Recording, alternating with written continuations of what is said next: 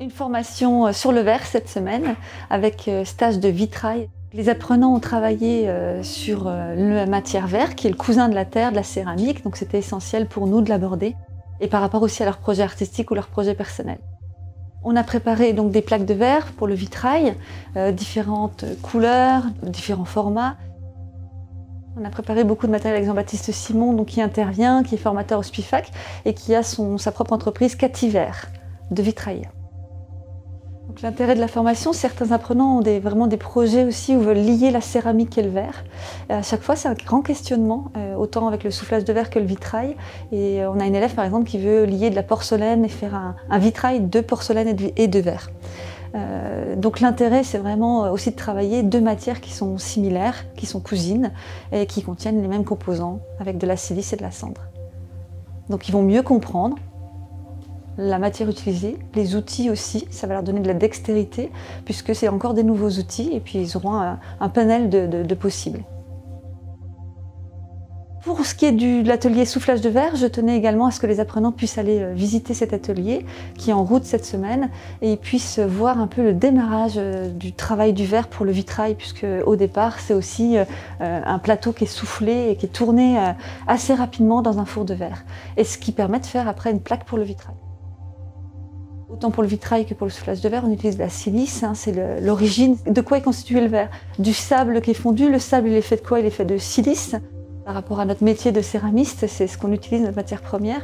Et la fusion de la silice est très élevée, elle va aller jusqu'à 1600 degrés. Donc cette silice qui fond à 1600 degrés, on va lui ajouter des adjuvants comme de la cendre pour pouvoir créer un point de fusion plus bas. Pour les céramistes, ça va être à 1300 degrés, c'est ce qui va créer notre émail. Vous voyez, on a vraiment les mêmes composants. Et pour le vitrail et pour le verre, on va monter à 1200 degrés avec ces adjuvants de cendre ou de matière, de plantes qui ont été brûlées. Je suis Jean-Baptiste Simon, j'interviens au SPIFAC depuis maintenant un peu plus d'1 an en tant que formateur verre, essentiellement autour du vitrail et des techniques qui s'associent au vitrail, c'est-à-dire la grisaille et les émaux sur verre. Les apprenantes, pendant cette semaine, vont découvrir 2 techniques particulières de vitrail. La technique traditionnelle qu'on appelle le vitrail au plomb et une technique un peu plus contemporaine qui a été inventée au début du XXe siècle qui s'appelle la technique Tiffany. Dans une première étape, j'ai demandé aux apprenantes de réfléchir à un modèle de vitrail au plomb avec une dimension particulière, donc elles ont dû créer un dessin qu'elles ont coloré de façon imaginaire. On a regardé si ce dessin était réalisable, s'il n'y avait pas trop de contraintes techniques, et puis après, l'étape suivante a été de le réaliser à échelle d'exécution et d'aller choisir ces plaques de verre. À ce moment-là, donc elles avaient un choix de plaques de verre de différentes couleurs et de différentes textures, et c'est à ce moment-là où on doit chercher plus profondément quelle couleur peut nous parler, comment on associe les couleurs, est-ce qu'on utilise les couleurs complémentaires, les couleurs primaires, la façon dont on va jouer sur les couleurs, les matières et les textures. Donc pour pouvoir vraiment mettre en œuvre tout type de vitrail, que ce soit le vitrail au plomb ou le vitrail Tiffany, on a besoin d'un certain type de matériel. La base, c'est une planche en bois épais sur laquelle on va pouvoir créer un équerrage avec des mets plats qu'on a pré-percés. On va utiliser des gros clous pour les bloquer. Et ensuite, pour pouvoir découper le verre, on a besoin d'un coupe-verre, de différents types de pinces, des pinces à filer, des pinces à ouvrir, des pinces à gruger, qui vont permettre de détacher les pièces de verre, de leur donner la forme et de les ajuster. On peut également utiliser une meuleuse à diamants, donc le SPIFAC en possède un certain nombre, elles étaient à disposition des apprenantes. La meuleuse à diamants permet d'aller beaucoup plus vite et d'aller plus loin dans l'exécution d'un ajustage de pièces de verre, puisque là on peut aller vraiment plus vite, on peut donner des courbes plus fortes aux pièces de verre. Donc une fois que les pièces de verre ont été coupées, ajustées et meulées, on va les insérer dans le plomb selon le schéma qui a été prédéfini à partir du dessin. Et là, on utilise d'autres matériaux. On va utiliser des marteaux de vitrier, des règles de vitrier pour bien caler les pièces de verre. Les baguettes de plomb sont ajustées, on les bloque avec des cales et systématiquement, le montage se fait par étapes. Une pièce de verre, on insère le plomb, on cale, on met l'autre pièce de verre, le nouveau plomb, on cale. Donc à chaque fois, on monte et démonte. C'est vraiment un jeu très particulier. C'est un savant puzzle en fait. Et on va voir son vitrail se dessiner au fur et à mesure. Une étape aussi très importante à laquelle je leur ai demandé de réfléchir, c'est les chemins de plomb. Les couleurs sont importantes, mais la façon dont le plomb va dessiner l'entre-deux verres peut aussi changer totalement la lecture. On est passé à l'étape finale qui est le rabattage des plombs. Donc on va écraser les ailes du plomb dans lequel le verre est inséré, ça va bloquer le verre. On va bien vérifier que tout est juste, que les plombs sont bien rentrés les uns dans les autres et après on soude. Une fois que toutes ces étapes sont faites, on peut nettoyer le vitrail, le mettre en lumière et c'est là que tout se révèle puisque les mariages de matières, de couleurs vont vraiment se révéler. Le vitrail Tiffany, lui, demande la même préparation de choses, sauf qu'on n'utilisera pas du plomb, on va utiliser un ruban de cuivre. Le ruban de cuivre permet de faire des pièces plus fines, plus petites, et on peut même donner du volume. On peut créer des pièces en 3D. L'étape qui diffère, c'est que le meulage sera différent, on va rendre la tranche de verre totalement douce, ce qui va permettre au verre d'accepter un ruban de cuivre autocollant qu'on va positionner de façon égale de chaque côté. Une fois qu'on a fait cette étape, on va bien rabattre ce ruban de cuivre, on assemble ces pièces et on va souder au point stratégique pour bien bloquer tout ça. Et après, on va pouvoir finaliser la mise en étain. Et c'est cette mise en étain qui, pareil, permet de dessiner les formes et les subtilités de la pièce Tiffany. Les pièces Tiffany sont bien souvent de plus petite taille, elles permettent vraiment de faire des choses assez intéressantes. On peut décider, si on le souhaite, d'ajouter un décor sur le verre. Pour ce faire, on peut utiliser ce qu'on appelle la grisaille ou alors des émaux. Pour la grisaille, on va utiliser des oxydes métalliques réduits en poudre qu'on va diluer à l'eau et ensuite on va peindre ce verre et le verre sera mis en cuisson pour fixer la grisaille. Pour les émaux, c'est le même principe.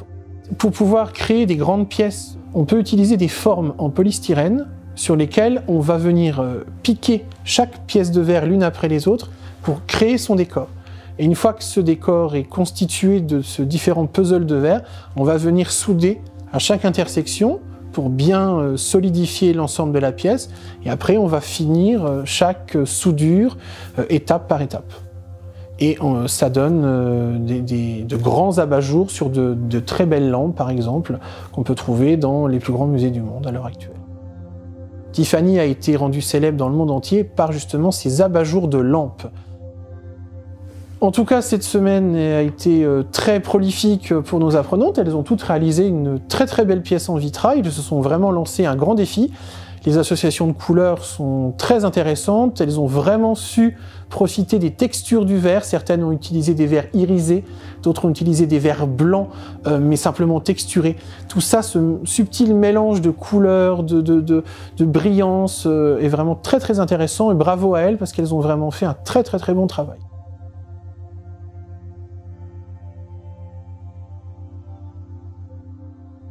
Bonjour, je m'appelle Sandrine, je suis apprenante.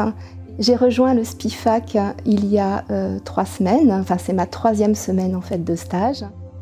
2021, j'ai eu envie de renouveau dans ma vie et donc j'ai réfléchi à une reconversion professionnelle. Et dans ce cadre, j'ai décidé de laisser un peu plus de place à la création et de m'orienter vers un métier, celui de plasticienne céramiste.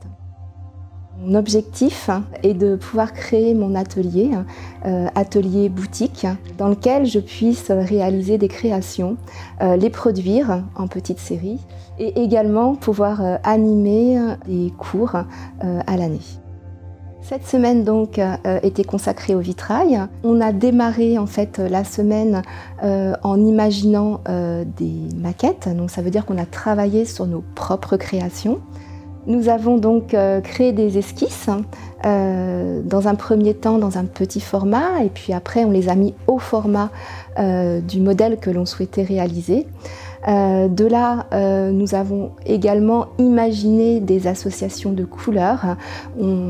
Jean-Baptiste avait mis à notre disposition un colorama juste incroyable avec des plaques toutes triées au coloris, avec des nuances de couleurs, des dégradés, avec des textures qui étaient différentes.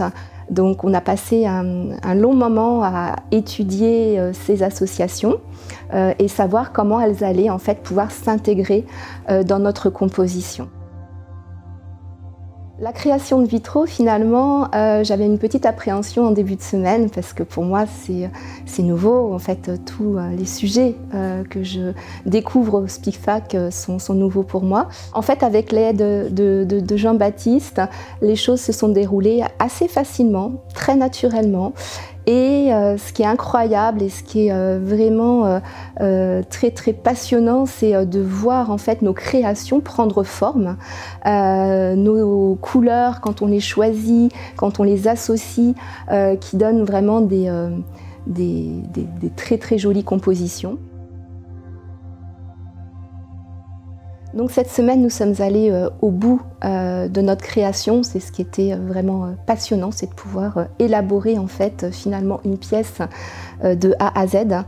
On est dans le concret, on est vraiment dans quelque chose de palpable, on est en contact aussi avec la matière et du coup ce contact avec la matière, on rentre un peu en communion, on essaie de comprendre comment elle fonctionne, comment elle se place, comment elle est malléable. C'est vraiment en fait, du coup, pour faire un parallèle avec la terre, c'est vraiment la découverte d'une nouvelle matière pour moi, qui est très agréable à travailler. Et au-delà en fait de tout ce qu'on a appris cette semaine sur le plan technique, c'est également pour moi une très très belle expérience humaine, où je découvre des personnes très très expressives, très créatives, qui sont beaucoup dans l'échange.